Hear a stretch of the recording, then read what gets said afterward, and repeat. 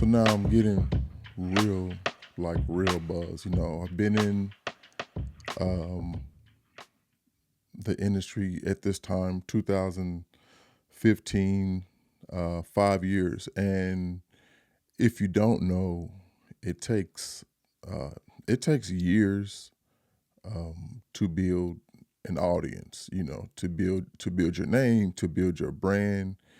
It can take years, um, depending on your bagging um, or whatever record label is behind you. It could be faster than that, but there's levels. There's levels to this, in building brands and an audience. My audience today, after being in this business 16 years, is I don't know, maybe three or four times the size as it was in 2015. So we're in 2015. Um, just put out a great record, Limitless, like I said, and we fast forward into 2017. With my next album was Bonafide, and um, if you go see it, I got the red suit on and everything. I took pride in that too. Produced it, wrote it myself. Um, man, I love that. One of my most streamed songs from that album, Bonafide, is 18th and Vine. If you are familiar with Kansas City and you're familiar with our jazz district, it's called 18th and Vine. Big Charlie Parker statue right behind the Negro League Museum, the famous Negro League Museum. Shout out to Bob Kendrick and all the wonderful people over there. So yeah, so I thought about, it'd be good. I love paying homage to my city and where I'm from and the different communities I love.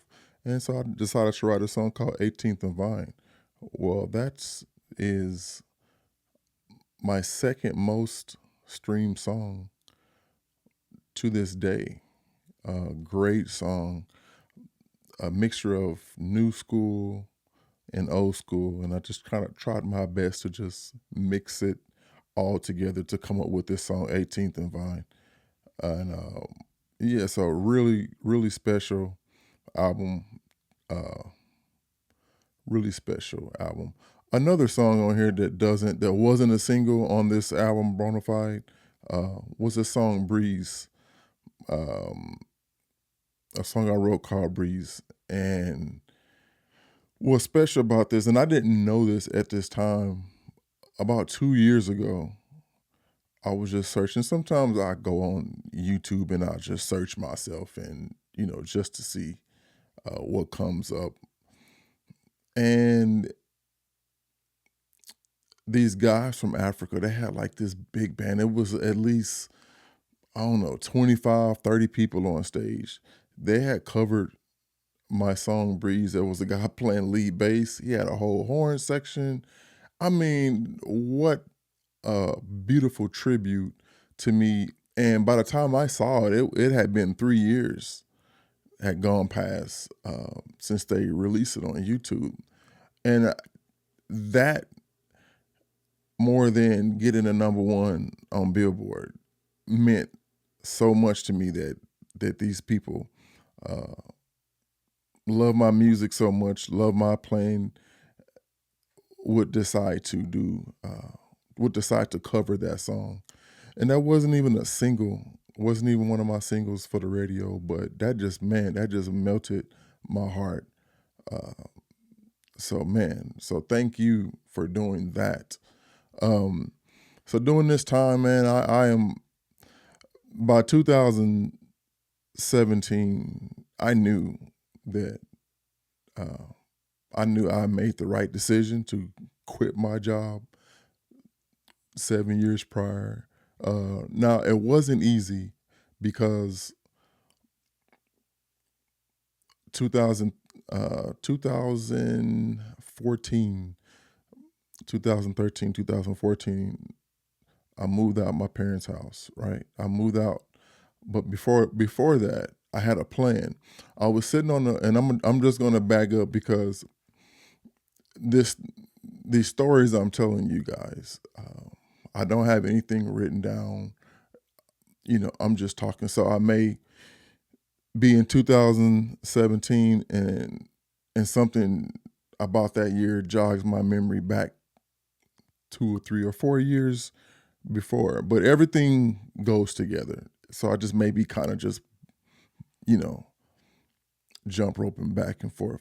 But let me, because I feel like I need to give you guys this, giving you some nuggets, especially my artists, especially my young artists, guys that want to be artists, musicians, period, aspiring musicians. So I, 2012, I was on a plane. Actually, I was on a plane to meet, um, to go do a show or something. I was, it was for business. I do know that. And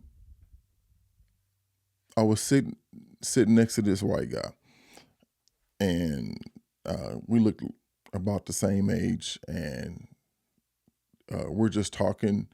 I even spilled my cranberry juice on his leg. Good thing he had on blue jeans because you couldn't tell when the stewardess came by. But I'm sitting there talking to this guy, and we're flying to either Phoenix or California. And I think I think I had a connection. So he was going to Phoenix, I was going to California.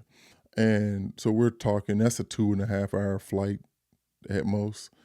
And we end up talking this whole time. Come to find out, he was a financial advisor.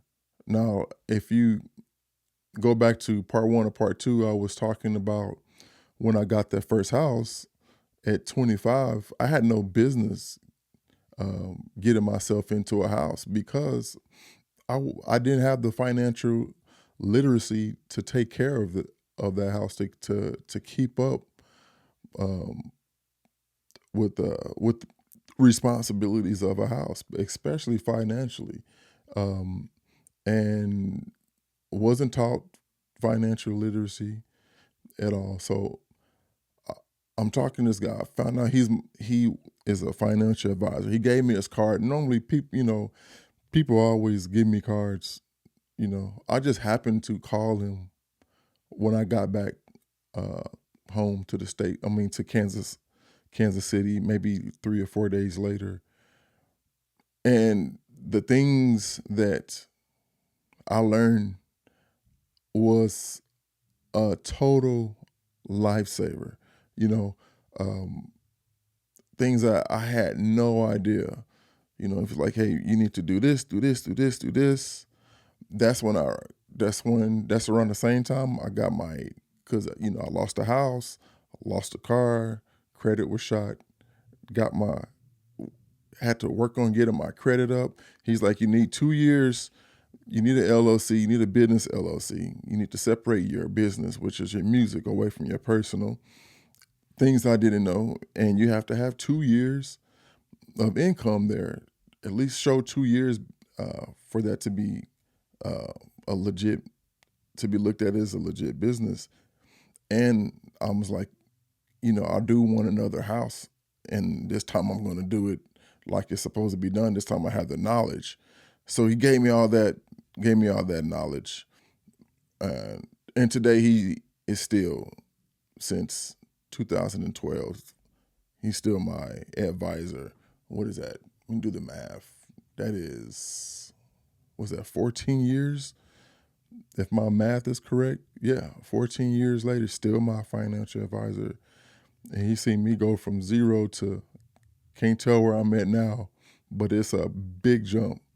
And my credit was like in the high fives. I think it was shot, but I had to get to like 620 or 625 just to get into that house. And when I tell you, when I signed those papers, 2014, um, April 15th,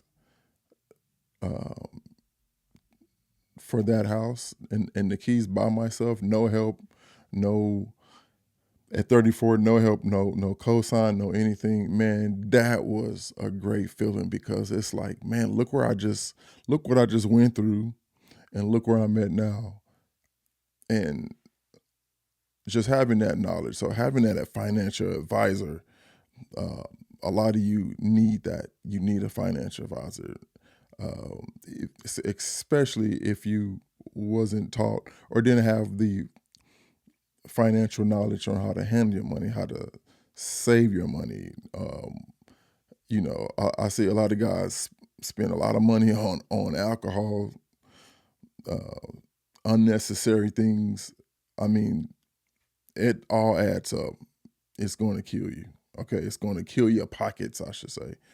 So that right there was a big stepping stone, a big jump. Um, 2017 and ushered in 2019, which I feel was my breakout year, like really my breakout year when I came out with this album, Supreme. Supreme, I got the song Black Dynamite, which is my most streamed song, my biggest hit song to date, Black Dynamite. That song also went number one on billboards. But that was a year I finally started making some real money. And that's why I said 2019 was like my breakout year. And that's 9 years into the business, into this jazz genre, and man, I have up until that point never experienced anything like that. That was the first time I went to Africa twice, got to take my own band to Africa that year, 2019. I went to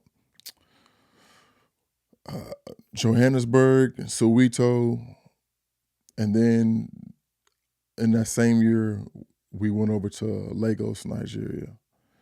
And then that same year, I also was able to go perform in Majorca, Spain.